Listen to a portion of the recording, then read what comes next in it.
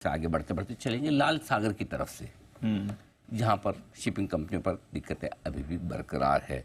तो इन सारी दिक्कतों पर पूरा अपडेट लेकर आशीष हमारे साथ तैयार है। आशीष, बताइए क्या कुछ वहाँ की सिचुएशन है और शिपिंग कंपनियों पर किस तरह का असर पड़ रहा है? सर, टेंस सिचुएशन है। लगातार वहाँ पर जो हुती ट्राइब है वो हमला करते ही जा रहा है, वो रुक नहीं रहा है। तो इसके चलते अगर आप देखें तो जो फ्रेट के रेट्स हैं इनमें 3 गुना तक की जो है बढ़त यहाँ पर देखने को मिली है।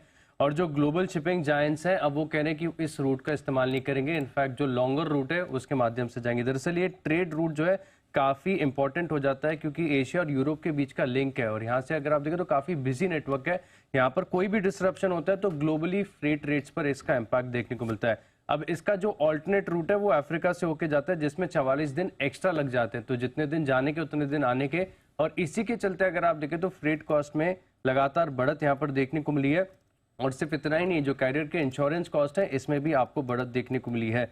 दरअसल लेकिन ट्रिकी चीज़ ये है कि ये सिचुएशन जो है थोड़ी सी फ्रेट फॉरवर्ड कंपनीज के लिए, जो शिपिंग कंपनीज हैं इनके लिए पॉजिटिव माना जाएगा, क्योंकि जो डिसरप्शन चल रहा है इसके चलते जो फ्रेट रेट्स बढ़ते जा रहे हैं, समय ज़्यादा लग रहा है, कैरियर्स की अवेलेबिलिटी हो नहीं पा रही है, इसके चलते जो कंपनीज है वो प्रीमियम कमांड कर रही हैं, ज़्यादा चार्ज कर रही हैं।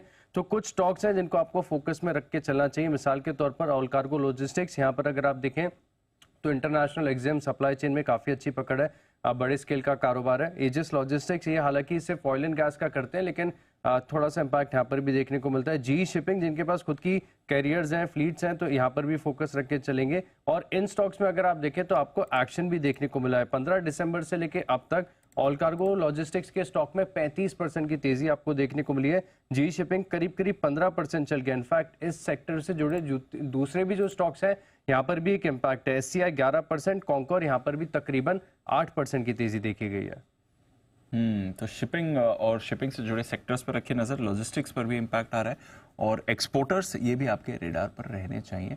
ये जो रेड सी में डिसरप्शन की बात हुई है, कच्चे तेल के भाव एटलीस्ट अब तक हमने देखा है कुछ ज़्यादा इम्पैक्ट यहाँ पर आपको आते हुए नहीं दिखा है। इंटरेस्टिंग है, चलिए इस पर रखेंगे नजर। बिल्कुल, तो शिपिंग कंपनियों पर पूरा का पूरा फोकस बनता हुआ दिख रहा है।